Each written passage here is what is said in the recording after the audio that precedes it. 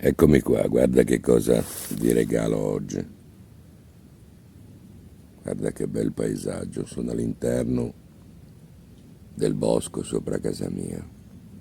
È un- è una favola, è meraviglioso, mi è sempre piaciuto.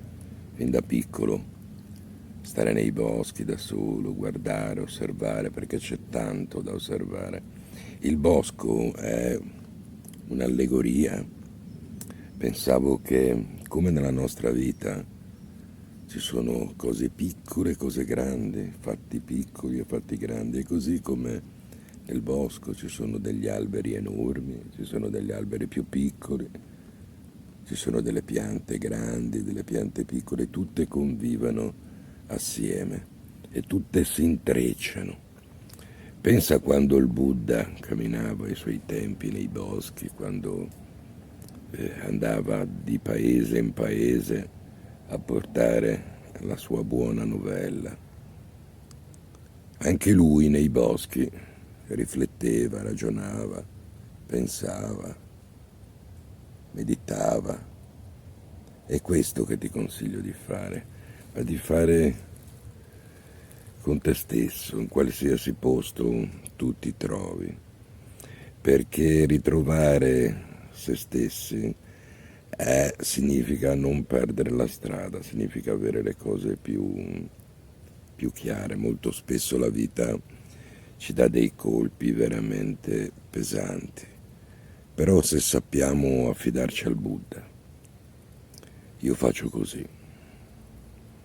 Dico, prendo rifugio nel Buddha, prendo rifugio nel Buddha di Onmon, tu sai, nel Sutra del Loto, Mon, Shakumon. Prendo rifugio nel Buddha di Onmon significa prendo rifugio nell'universo, in questa forza che tutto permea. E questo mi fa stare più tranquillo, non mi fa sentire solo. E te lo consiglio anche a te. Ti consiglio anche a te di non avere paura, di stare tranquillo. Nel Sutra del Loto si dice avere fede nella protezione dei Buddha. E questo è un punto molto importante per un credente. Che cosa significa? Avere fede che non sei da solo. In qualsiasi situazione tu stia vivendo, c'è il Buddha vicino a te, accanto a te.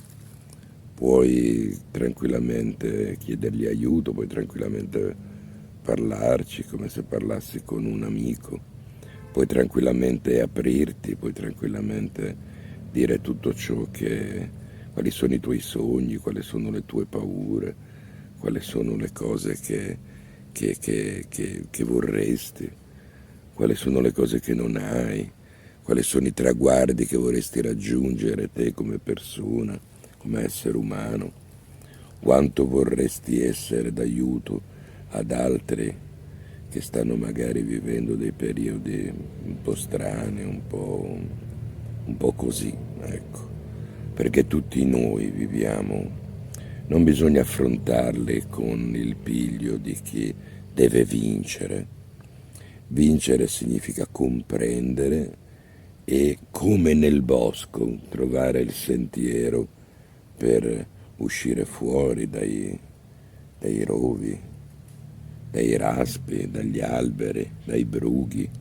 È così che nella vita, è così che la vita ti insegna a vivere e anzi ti obbliga a vivere. Alle volte magari il paesaggio ci sembra un po' troppo fitto, e lì dipende da tanti fattori. Molto spesso noi siamo stanchi, molto spesso noi pensiamo che bisogna sempre tirare il carretto perché non abbiamo ancora imparato ad affidarci.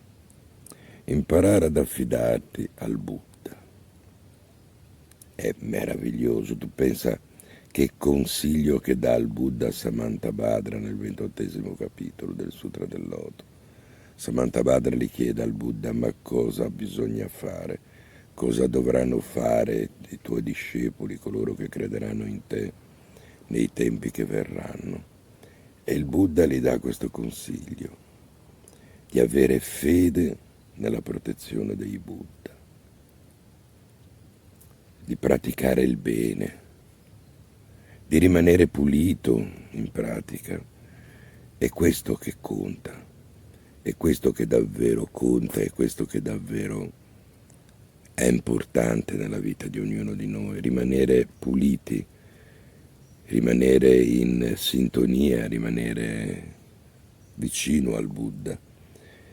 A me aiuta tantissimo, ad esempio, pensare che tutto sia sacro, pensare che qualsiasi cosa che faccio sia un'offerta al Buddha, e questo mi porta a cercare di farlo nel miglior modo possibile, a cercare di farlo con il cuore, qualsiasi cosa, soprattutto le cose che magari non ho voglia di fare. Ecco, lì mi sforzo e dico: questa è un'offerta per il Buddha, e allora dentro di me riesco a trovare la forza per dare il meglio di quello che ho, per fare il meglio di quello che riesco a fare, di quello che so fare.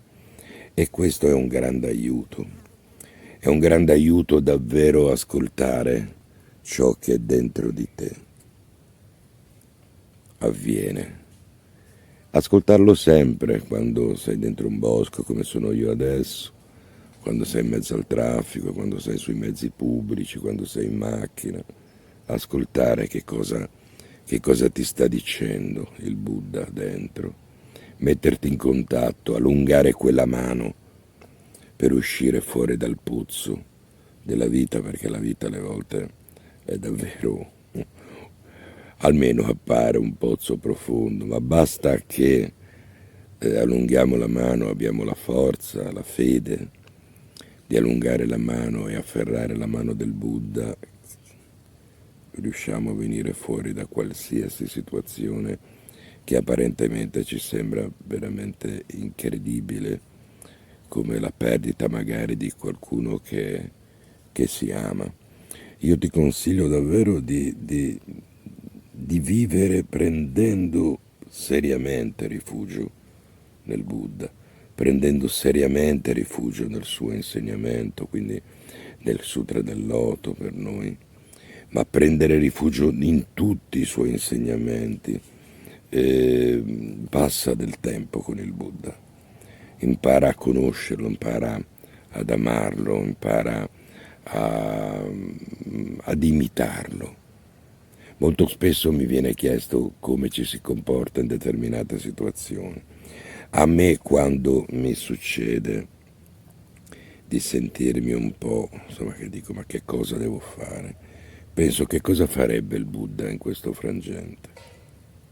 A volte mi riesce, a volte mi viene voglia di levarmi una scarpa e tirarla, ma ci sta anche questo, perché questa, ricordati che è una pratica, è un qualcosa che devi fare piano piano, è qualcosa che stai facendo per te, è un dono che fai a te, e di conseguenza è un dono che fai a tutte le persone che ami, a tutte le persone che ti amano, perché se tu stai bene, le persone che ti amano stanno bene. Ogni tanto, anzi non ogni tanto, quasi sempre, si è portati a pensare sempre a noi, a come stiamo noi, e non pensiamo che invece viviamo all'interno magari di famiglie, che se anche apparentemente non si va d'accordo, c'è un legame, e questo legame, attraverso questo legame, si trasferisce l'amore, si trasferisce la rabbia, si trasferisce un sacco di cose. Bisogna cercare di, almeno io mi sforzo, di non pensare sempre a ciò che potrei ottenere, ma provare a pensare a ciò che possono ottenere gli altri dal mio sforzo, dal mio lavoro, dal mio impegno. Oggi volevo regalarti questo video un pochettino diverso dagli altri, ma com'è diversa questa giornata, questa giornata meravigliosa, che c'è ancora molto caldo, ancora l'estate nonostante le prime avvisaglie dell'autunno, si fa ancora vedere, non vuole lasciarci ancora, e quindi godiamoci questa luce e lasciamo che questa luce entri dentro di noi e vada ad illuminare, a rischiarare le nostre zone d'ombra, le nostre paure, le nostre vergogne, le nostre patologie e tutto ciò che ha bisogno di luce per vivere. Ciao, a risentirci alla prossima, spero di esserti stato utile.